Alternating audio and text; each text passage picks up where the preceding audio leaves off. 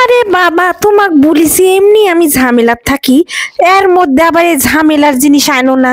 তার মধ্যে তুমি লিয়ে আলছো গরুর ভুড়ি। এই ভুড়ি সাজতে বাঁচতে যাতা ঝামেলা, ঠিকই তো টাকা খরচ করে বাইরে হোটেলে যে চপ চপ করে খাবুনি রুটি পরোটা দিয়ে, আর বাড়িতে আনিছি তে আবার গায়ে তেল বা দিতে। তোরা মেয়ে মানুষ যদি আনতে পারতি এত বিরক্ত হোস, তাহলে তোরা কিসের রে মেয়ে মানুষ? তোরা তো দুনিয়াতে আনবেন বারণের জন্যই আলছু। আরে যা যা বাপু, আনিছি যখন এরা সাত সোয়াত করে আনদে কেন, ভাত দিয়ে খাই। গরম গরম ভাত দিয়ে ভুড়ি, গরুর ভুড়ি খেতে হেভি লাগে। যা এনা সাত সোয়াত করে আনদে, যেন গন্ধ না লাগে। কি করব, মনের দুঃখে দেখেন এরকম করে কাইটে পরিষ্কার করে লিনু, এনা হলুদ দিয়ে সিদ্ধ করে তারপর চাইছে চুইছে এরকম করে লিনু। দেখেন এরকম করে ছোট ছোট করে কিন্তু কাইটে লওয়া লাগবে গরুর ভুড়ি। এটা কিন্তু ধুয়ে একবার ফ্রেশ করে লিনু। এখন যাব রাঁধতে। তো যে মশলাগুলো দিব, এ দেখেন সার মতন দেখায় দিতি, সবগুলো টেনা করে দেখালেন। আমি আবার মেলা মশলা দিয়েটি, যেন গন্ধ না লাগে। এগুলো মশলা যদি আমার এই প্রসেসে দেন, নাও বাজে গন্ধ পাবেন না ভুড়ির। ছোট ছাওয়াল পোয়ালো আবার খাবে স্বাদ করে। তো দেখেন আমি সব মশলাগুলো এনা সুন্দর করে হালকা আছে টাইলে লিব, বেশি আবার ভাজা লিব না, এনা মশমশা করে লিখতে আর কি। সুন্দর করে মশমশা করে যখন লওয়া হয়ে গেল, তারপরে এটা আবার পাটা সুন্দর করে পিষে লওয়া লাগবে। অনেকে বিলিন্ডারে তো ব্লেন্ড করে নিতে পারেন, তো আমার ফিলিন্ডার নাই, আমি এনকার পাটাত পিষে লিছি। এখন যাব চুলেত, চলেন। এখন সর্ষের তেল পরিমাণ মতন এনা দিয়ে লিনু, দিয়ে লিয়ে ওটি পরিমাণ মতন পেঁয়াজ দিব। পেঁয়াজ খুব বেশিও দিবেন না, খুব কমও দিবেন না।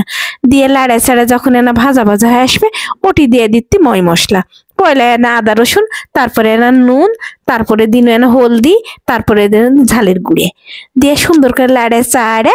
এখন যখন মশলাটা এনা ভাজা ভাজা আবার হয়ে আসবে, তখন ঢেলে দিব ওই গরুর ধোয়া ভুড়িগুলো বা বটগুলো যেটাই বলেন, এরকম ঢেলে দিনু। দিয়ে এখন সুন্দর করে লেড়ে চেড়ে যতক্ষণ আপনার ধৈর্য থাকে ভালো করে না মশলার সাথে মাখায় লওয়া লাগবে। দিয়ে ঢেকে দিনু। ঢেকে দিয়ে দেখেন আবার লেড়ে চেড়ে আর একটা মশলার সাথে মাখায় লওয়া লাগবে। লিয়ে আবার ঢেকে দিব। এভাবে ঢেকে ঢেকে রান্না করা লাগবে, নাহলে সিদ্ধ হবে না। বট বলে কথা, প্রেশার কুকারে দিলে আগে ভাগে সিদ্ধ হয়ে যায়। আমি প্রেশারের কুকারে দিব না, এমন করে ঢেকে ঢেকে হালকা আছে মেলাক্ষণ ধরে রানবো।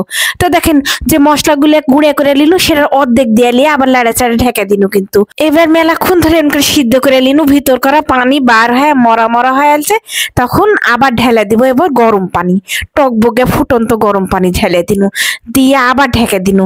দিয়ে আবার দেখেন লাড়া চাড়ে এখন দেখে নিব যে সিদ্ধ হলো নাকি। তো প্রায় সিদ্ধ হয়ে আছে। তখন যে ভাজা মশলাগুলো অর্ধেক থুসনু সেটা দিয়ে দিনু। দিয়ে আবারও লাড়ে চাড়ে আবার ঢেকে দেওয়া লাগবে। মেলাবার ঢেকে দিবেন আর লাড়বেন, লাড়ে চাড়ে আবার ঢেকে দিবেন, এরকম করা লাগবে যদি প্রেশার কুকারে না রান্ধেন।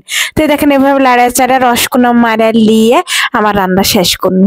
তো দেখেন খুবই সুন্দর হচ্ছে, হেভি সেন্ট বাড়াতে। এবারে ভালোভাবে একটা প্লেটের ঢালে লিয়ে ওটি ভাজা জিরের গুঁড়া এরকম করে ছিটে দিনু।